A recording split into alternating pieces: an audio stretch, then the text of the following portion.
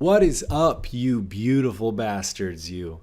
Welcome back. We're going to do another screen review. This time we're going to be talking about Mage the Awakening. And I've updated my production quality. I no longer need to hold it up to the camera and wait for it to focus. Now I'm just going to put the images right here. It's amazing. It's 2018. Look at what technology has brought me. Okay, so Mage the Awakening. We're not talking about Mage the Ascension. So we're in the New World Chronicles of Darkness as opposed to Classic or Old World of Darkness. This came out with the first edition of Mage the Awakening. We're on our second now. So some things have changed, but a lot of it is still the same. You'll still get value out of it. First of all, this thing looks amazing. The panels on it are just brilliantly designed. The artwork on it is so evocative and stunning. On the front cover, I wasn't able to get super great picture of it, but on the front cover there's actually this embossed star that if you shine the light on it just right, it'll glimmer. I don't know if I can even get anything. No, don't worry about it, okay? Anyway, every panel of this on the backside has just great artwork. The tribes, the clans up at the top, beautiful artwork here, black and white artwork, there's some colored artwork here. It's awesome, and it's that Onyx Path quality, so it's that thick cardstock, 4 panels, that kind of similar design that we've gone through lately. But anyway, my thoughts on this. The first panel, we've got combat summary, melee weapons, grappling.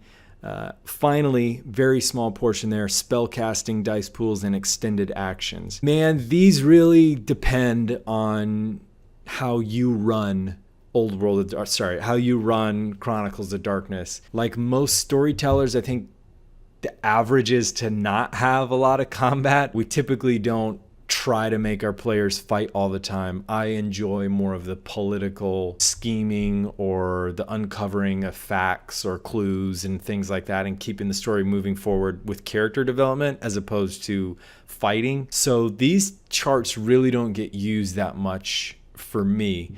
And the few times that there has been combat, people are mages. So most of the time, they get it resolved with some of the spears and some of the spells that they do. At least with Mage the Ascension. I haven't actually ran a game of Mage the Awakening, but I would assume the general context of how you ran something would kind of more or less be similar. If anyone's ran a game of Mage the Awakening and they had a lot of combat, please let me know, because I'd be open to hearing what your story was, or link me a kind of review or playthrough that you recorded. I'll take a listen to it. But the combat summary chart is useful. It has a bunch of modifiers and different steps to go through, but the melee weapons chart, the summary of grappling, and then on the next page, your ranged weapons chart and armor, fire damage chart here.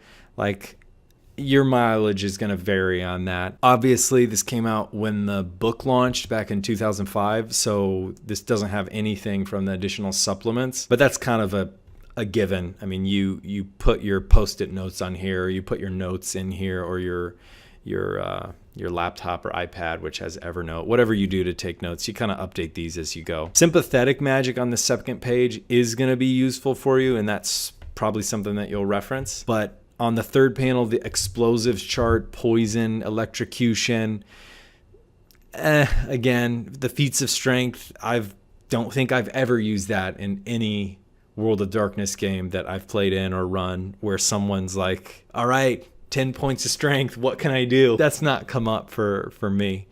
Paradox, the severity of it, the effects of Gnosis, and the sample objects chart. These can be useful. The paradox and the severity of it can come up depending on the playstyle of your group. But the sample objects chart, the more I look at it, the more I think it can be valuable to maintain consistency in your world building. You know, you'll come across a scenario probably very rarely where someone's like, okay, I need to smash down this door or bust out of this room, or I smash my car into this building. You know, those might not be very common throughout your game, but what could be common is trying to maintain consistency in the objects and what the strength of them are. Hey, chapter 1, someone was busting out of a coffin that they were enclosed in, and then 5 chapters later when we meet up, someone is, you know, they got in a car wreck and this car smashes into the side of a building. Okay, I can look at that. Someone is trying to rip a hole in this wall. Okay, well, the durability, the size of it,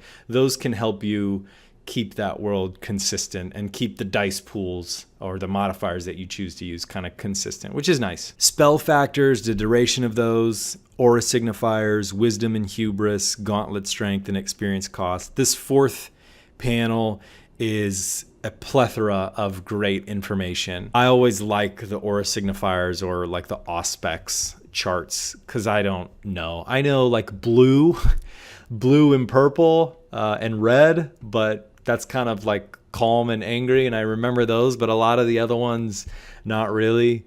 I actually like having charts like this for the Toreador player in the group who just constantly has auspex on. But the spell factors chart, it's a huge table here with radius, potency, penalties, the duration of different spells. Yeah, you know, obviously what you and your group are playing through is going to determine whether these screens are useful to you, just like all the different screens that I've talked about or will talk about. But I enjoy bringing something physical to the table. It helps me, and I like to believe that it helps the players, passing out the condition cards, having the screen with some kind of evocative artwork to help sell the mood, the tarot cards. I like that stuff. Even when I have a game on Roll20, I've actually set up the screen on my desk just to have it by my side to like quickly glance through stuff. I would recommend that if you can find it, give it a shot, pick it up.